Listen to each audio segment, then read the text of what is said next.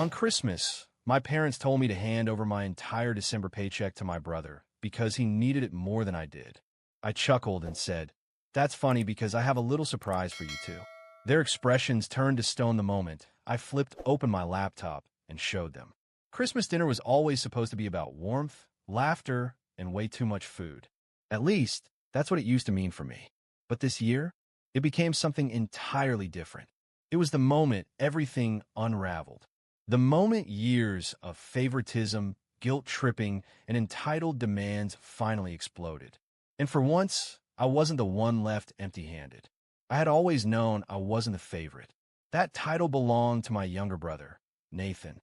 My parents spoiled him, protected him, and cleaned up every mess he made. Meanwhile, I was the responsible one, the one who never asked for anything, the one who got used to hearing, "Well, Nathan needs it more." I fought tooth and nail to get where I am today. Paid my way through college with scholarships and side hustles.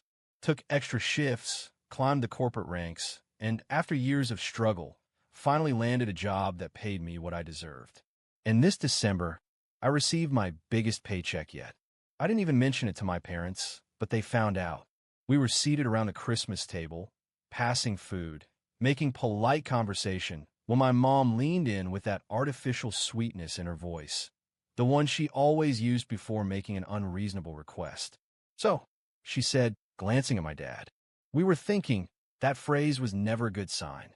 Since you got that generous salary this month, we thought it would be really kind of you to give it to Nathan. He's been having such a hard time lately." I blinked. For a moment, I thought she was joking. I let out a short laugh and said, "That's funny because I have a surprise for you too." Their faces brightened slightly, probably expecting me to announce something generous. That's when I pulled out my laptop. I had spent months collecting proof, screenshots, receipts, emails, everything. I turned the screen toward them. Silence. My mother's fake smile froze. My father's face turned pale. And Nathan? Up until that moment, he had been grinning like he always did when he thought he was getting away with something. But suddenly, he looked like a deer caught in headlights. See, what they never realized, what they never even bothered to ask, was that I had been keeping track. Every time they took money from me, every loan they swore they'd pay back, but never did. Every so-called emergency that just so happened to benefit Nathan. But that wasn't even the worst part. I had something else. Something that would make sure they never tried to take another cent from me again. I took a slow breath, leaned back in my chair, and said, "I hope you're ready for this." My mom's hand trembled as she reached for her wine glass. My dad clenched his jaw so tight I thought his teeth might shatter. And Nathan? He was already looking for an escape, shifting uncomfortably, his eyes darting around like a cornered rat. I let the silence drag out. Let them sweat. Then I tapped the screen. "This," I said calmly, "is every bank transfer I've ever sent you. Every so-called loan that was never repaid. Every urgent expense you needed help with because Nathan was struggling." I scrolled down. The numbers stacked up. Thousands. Tens of thousands. My mom opened her mouth to protest, but I lifted a hand. "I'm not done." I clicked on the next file. "This," I continued, "is Nathan's credit card history." Nathan sucked in a sharp breath. "How the hell did you?" I cut him off. "You're not as smart as you think you are." He had no idea I had access to his statements. No idea that while my parents were begging me for money to help him, Nathan was out blowing cash at bars, buying overpriced sneakers, and taking luxury vacations. I had screenshots of his social media posts, flashing bottles of champagne at exclusive clubs, jetting off to Miami, Vegas, Cancun. I even had a picture of him showing off a brand new gaming setup, one that cost more than my rent. My mom turned to him, her voice barely above a whisper. "Is this true?" Nathan scoffed. "It's not that serious." I let out a cold laugh. "Oh, but it is. And do you know why?" I clicked on the final folder. For the first time, my father spoke. What else could there possibly be? I turned the screen back to them, and this time, they had no way out. "This," I said, my tone firm, "is a breakdown of every mortgage payment I've covered for this house. The same house you assured me was fully paid off." My mom turned ghostly pale. My dad let out a slow, measured breath, his grip tightening on the table as if he were considering flipping it over. "Yeah, that's right. I figured it out. A year ago, my parents showed up at my door in tears, claiming they were at risk of losing their home. They begged for help, promised they only needed a little push to get back on track. I was hesitant, but I couldn't stomach the idea of them being homeless. So I gave. Again, and again, and again, until I started asking questions. I dug a little deeper, and that's when I uncovered the truth. The house was never at risk. The money? It vanished. Tell me, Nathan, where did it go? My parents had funneled every last cent straight to him. His supposed struggles? A complete fabrication. That cash had been funding his weekend getaways, his reckless spending, his nights out. I leaned back in my chair, arms crossed. So, explain to me one more time, I said, my voice cold as ice. Why should I give him my December salary? The silence was suffocating. The only sound was the ticking of the kitchen clock, each second dragging out longer than the last. Then, my father finally spoke, his voice sharp, controlled. You went behind our backs. I let out a humorless chuckle. Behind your backs? No, you went behind mine. You stole from me. Nathan slammed a hand against the table. You're overreacting, he snapped. This isn't a big deal. I stared at him, my patience long gone. You all lied to me, over and over. And you expected me to just keep handing over my money while you wasted it on this. I gestured at him. This parasite. Nathan shot up from his seat. I'm not a parasite. My father stood too, pressing both hands against the table. Sit. Down. Nathan hesitated, but something in my dad's voice made him drop back into his chair, seething. My mom reached out, her voice soft, pleading. Sweetheart, you don't understand. I pulled my arm away. No, you don't understand. I pointed at my laptop. I have evidence. Every single thing you did. I leaned in slightly, lower my voice. And now, you're going to pay me back. Their faces crumbled. Yeah, they weren't expecting that. For the first time, I had the upper hand. And I wasn't stopping there. The energy in the room shifted. My mom looked like she was about to burst into tears, but I wasn't falling for it this time. My dad's expression hardened, calculating his next move, already looking for a way to twist this to his advantage. And Nathan? His hands were clenched so tightly his knuckles had turned white. You seriously expect us to pay you back? My dad finally asked, voice calm but laced with irritation. I nodded. That's exactly what I expect. He allowed a dry laugh. And if we refuse? I smiled. I had been waiting for him to ask. I clicked on another file, turned the laptop around, and slid it toward them. Then I send this to the IRS. My mom made a choking sound. My dad's posture stiffened. Nathan frowned. The IRS? What the hell are you talking about? I tilted my head slightly. Oh, it means our dear parents have been involved in some good old-fashioned tax fraud for the last 5 years. I tapped the screen. Falsified deductions. Manipulated income reports. And oh, look at this. Listing you as a dependent. Nathan, even though you've been making plenty of money under the table. Nathan's head snapped toward them. Wait, what? I nodded. Yeah, you were never as broke as they made it seem. In fact, you've earned more than me at times. Illegally. Cash jobs. No taxes. And guess who covered for you? Our wonderful parents, committing fraud in your name. Nathan's expression shifted from confusion to pure fury. Are you kidding me, Dad? But my father wasn't even looking at him. He was staring straight at me. And for the first time in my life, I saw real fear in his eyes. You don't want to do this, he said quietly. I tilted my head slightly. And why not? Because we're family. A bitter laugh escaped me. Family wouldn't have drained my finances. Family wouldn't have deceived me for years. Family wouldn't have let me struggle while throwing money at someone who refuses to take responsibility for his life. Nathan bolted upright, jabbing a finger in my direction. Oh, shut the hell up, you arrogant piece of shit. You think you're better than me just because you work some pathetic office job? You think that makes you more deserving? I met his glare, unflinching. Yeah, actually I do, because I earned it. My mom buried her face in her hands, sobbing. My dad rubbed his temple, his expression unreadable. And then, something unexpected happened. Nathan laughed. A slow, malicious laugh that sent a chill up my spine. You really think you've won? He asked, shaking his head. You think you're the only one with a plan? A bad feeling crept into my gut. What the hell are you talking about? His smirk widened. Guess it's time for my surprise. He pulled out his phone, tapped a few buttons, then turned the screen toward me. My stomach sank. There, staring back at me, was an email from my company's HR department. I scanned it, my pulse skyrocketing. A formal complaint. A serious accusation. Financial misconduct. Claims that I had misused company funds for personal expenses. A setup. A goddamn setup. I looked up at him, disbelief tightening in my chest. Nathan grinned. See? You weren't the only one thinking ahead. My hands curled into fists. You framed me. He shrugged. Call it insurance. My heartbeat thundered in my ears. If my company took this seriously, everything I had worked for, my job, my career, my reputation, could be gone in an instant. And the worst part? I could see in my parents' eyes. They knew. They had helped him. This wasn't just favoritism anymore. This was an all-out betrayal. I stared at Nathan's phone, my pulse pounding in my ears. The fake HR complaint. The trap he had set. The sheer nerve of it all. I forced myself to stay calm. Don't give him the reaction he wants. I met his gaze head-on. How long have you been planning this? His smirk widened. Does it matter? You thought you were the only one who knew how to play the game. Guess what? You lost. I turned to my parents. My dad refused to look at me. My mom dabbed at her fake tears, avoiding my eyes. That was all the confirmation I needed. They were in on it. They were willing to throw me under the bus just to keep Nathan afloat.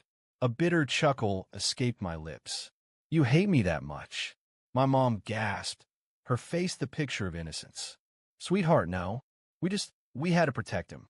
He's not as strong as you. He wouldn't make it without us. I shook my head. You mean without me? Nathan scoffed. Oh, get over yourself. You act like you're some big deal just because you have a boring office job. I snapped. That boring job is the only reason you still have a roof over your head, dumbass. He rolled his eyes. You really think you're untouchable, don't you? That company doesn't care about you. You're disposable. And once this complaint goes through, you're done. Something in me shifted. For years, I had let my family drain me, my money, my time, my energy. I had played the role they assigned me, the reliable one, the responsible one, the one who never fought back. But this was war. I leaned back in my chair, arms crossed. You want to play dirty? I said coolly. Fine, let's play. Nathan opened his mouth, probably to throw out another smug remark, but I cut him off. You didn't actually send that complaint yet, did you? He blinked. What? I smirked. Oh, I know you didn't. It's still sitting in draft mode. His expression faltered before he quickly pulled his phone back. So what? I'll send it right now. Go ahead. He hesitated. I leaned in. Do it. His fingers hovered over the screen, hesitation flickering in his eyes. And that's when I laughed. A slow, dark laugh. You're bluffing. He scowled. No, I'm not. Oh, but you are. I shook my head. You thought you had leverage. You thought you could corner me. But you don't even understand how corporate HR works. I lower my voice. Do you really think my company will just take an anonymous complaint at face value? That they won't investigate? That they won't track where it came from? His smirk cracked. I let out another laugh. Wow, you really didn't think this through, did you? Nathan shifted in his seat, trying to regain his confidence. Even if they investigate, it'll still ruin your reputation. I shrugged. Maybe. But guess what? I actually have a lawyer. And do you know what's illegal, Nathan? Silence. I smiled. Filing a false claim. Defamation. Corporate fraud. I leaned forward. I have receipts proving I've done nothing wrong. And if you send that complaint, I will sue you. I will take this whole damn family down. I turned to my father. And let's not forget your little situation. His jaw tightened. I tapped my laptop. All it takes is one email to the IRS, and suddenly, you're dealing with an audit. Fines. Maybe even prison time. My mom gasped. You wouldn't. I tilted my head. Why not? You had no problem letting Nathan try to destroy my career. Why should I protect you? Nathan slammed his fists on the table. You're full of shit. I shrugged. Try me. The tension in the room was suffocating. For the first time, they weren't the ones holding all the cards. I stood up, calmly packing my laptop. Here's what's going to happen, I said, my voice steady. You're going to drop this pathetic little scheme. You're going to stop asking me for money. And you're going to pay me back. Every single penny.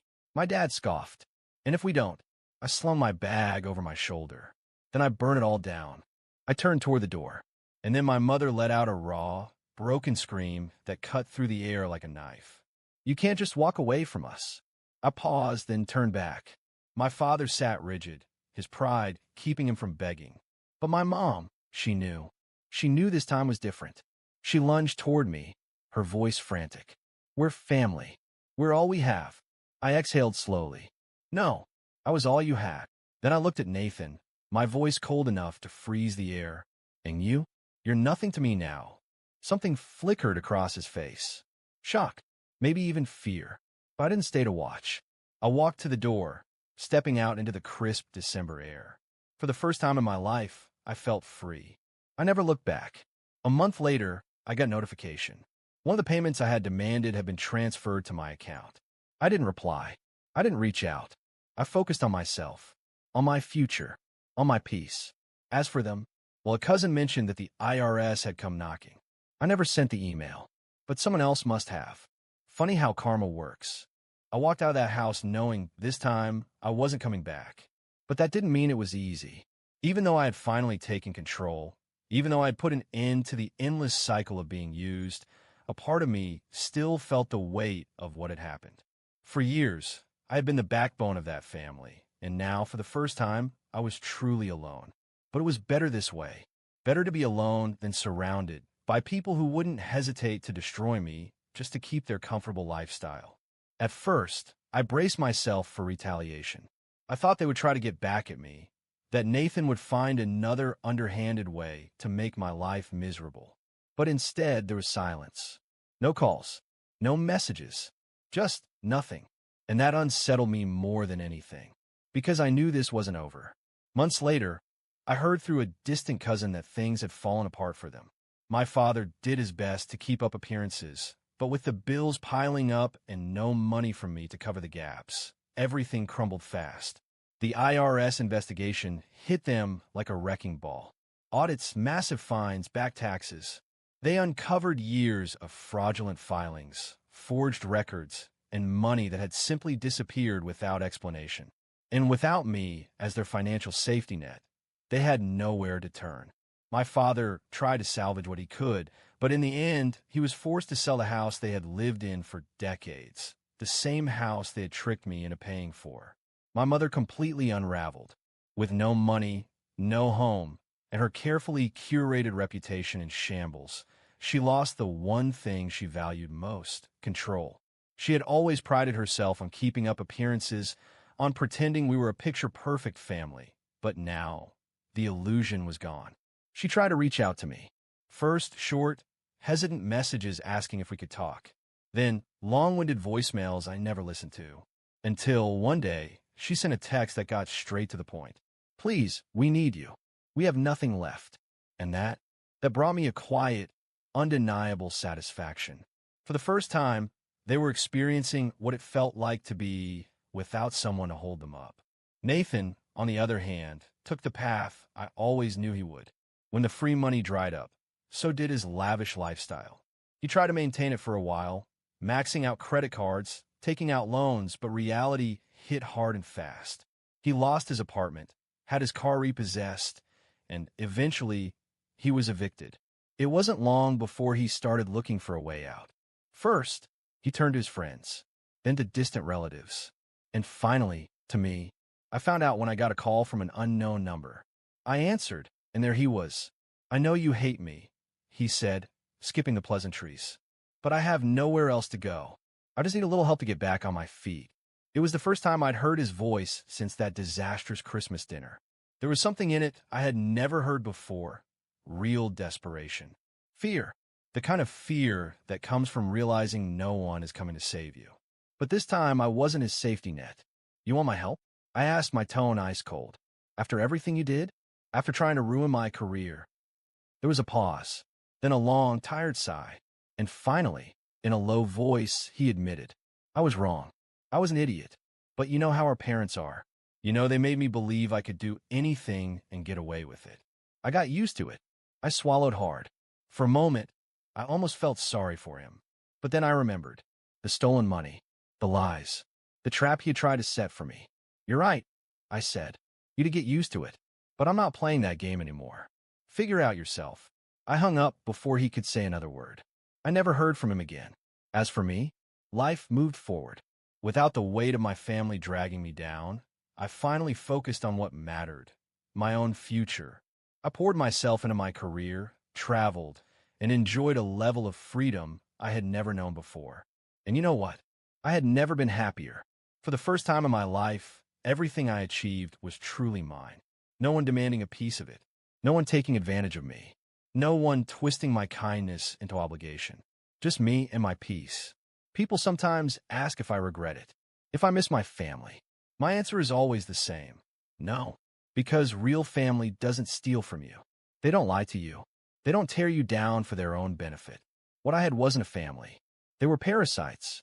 And now, for the first time, I am free.